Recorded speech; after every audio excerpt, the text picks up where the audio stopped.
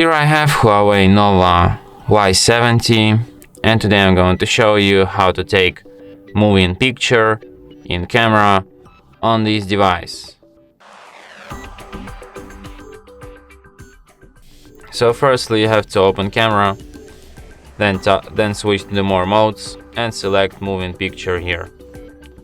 So moving pictures lets you take a still photo that moves when you touch and hold it in gallery.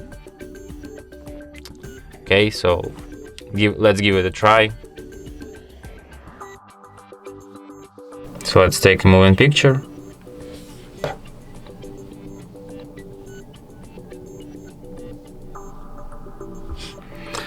So let's see if it really moves. Oh, whoa, unbelievable. So when you hold it, it really moves, as you can see.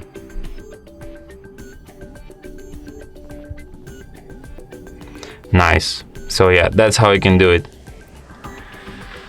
And that's it. Thanks for watching.